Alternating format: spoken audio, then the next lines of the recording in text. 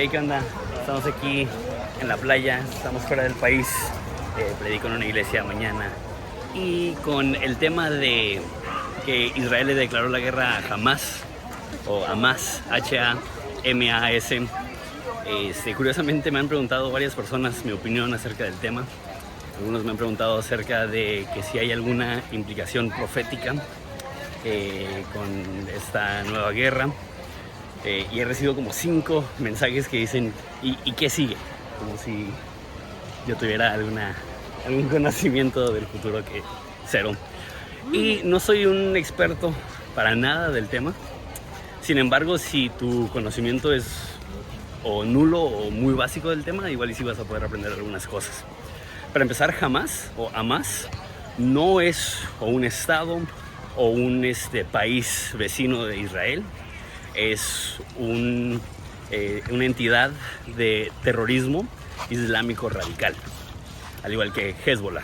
Los dos están cerca de Israel y los dos invaden a Israel.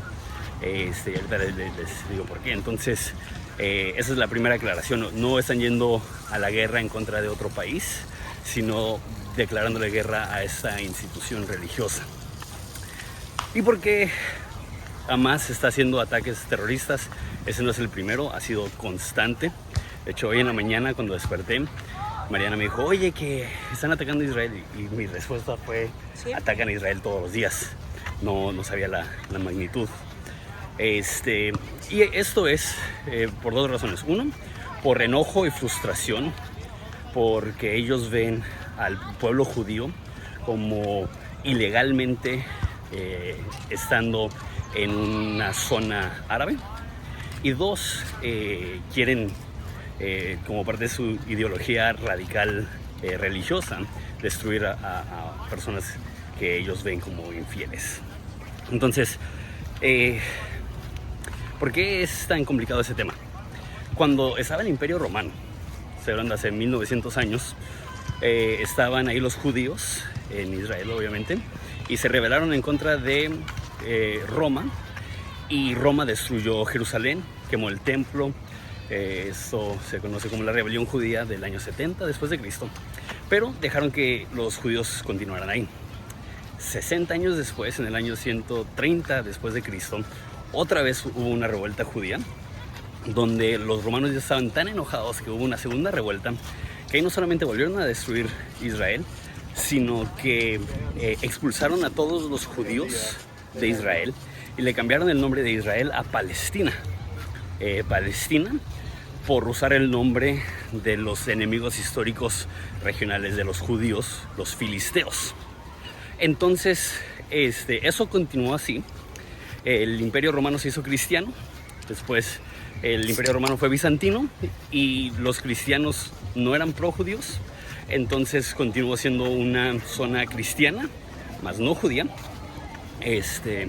Y después, cuando los musulmanes, los árabes, conquistaron toda la región en el año 600, 700 después de Cristo, se convirtió en una zona árabe y en un lugar importante de peregrinaje para los musulmanes.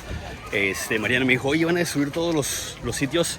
Le dije, no, porque para los musulmanes también son sitios de importancia para ellos, porque ellos también son descendencia de Abraham. Entonces, ellos hasta cierto punto le dan importancia al Antiguo Testamento.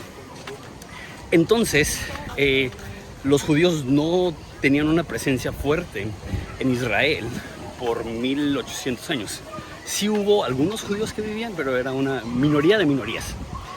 Hasta que después de la Segunda Guerra Mundial, hubo tanta rabia internacional en contra de las injusticias que sufrieron los judíos en Alemania y en Polonia, que la comunidad internacional, a través de las Naciones Unidas, encabezado por Estados Unidos, decidió darle al pueblo judío tierra en Israel para que se restablezcan. Esto no fue con permiso de los árabes, esto fue un consenso de las Naciones Unidas que no tomó en consideración el actual dueño de la zona. Entonces, por ende, hay un coraje muy grande de los árabes hacia los judíos. Entonces, ese es un tema extremadamente político en Estados Unidos. En Estados Unidos, si eres conservador, tú eres pro-Israel y prácticamente anti-árabe o anti-Palestina. Y si eres liberal, eres anti-Estado de Israel y pro-Palestina. La realidad es que fue un pueblo que Israel recibió. De hecho, tengo entendido que inclusive como Tel Aviv lo compraron, literal, compraron el terreno de los árabes. Y, o sea, yo no veo cómo tiene la culpa Israel de que se les haya dado eso. Pero, al mismo tiempo, entiendo la frustración de árabes que han vivido ahí por cientos de años, que ahora se sienten como que fueron conquistados por otra nación. Los cristianos, ¿qué actitud debemos de tener? Y aún los cristianos están divididos de esto. Porque hay muchos cristianos, históricamente esa ha sido la postura cristiana, pero ha cambiado mucho en los últimos 100 años.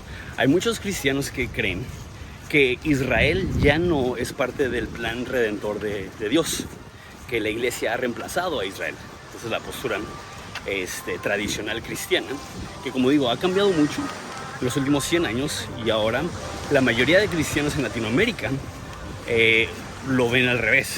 Son algo que se llama dispensacionalistas, que significa que creen que al final de los tiempos Dios una vez más va a restablecer su pueblo como el epicentro de su voluntad y van a restablecer este rol como pueblo escogido, similar a como lo estuvo en el Antiguo Testamento. Entonces, dentro de los cristianos que tienen la primera postura, muchos no le dan mucha importancia al Estado de Israel.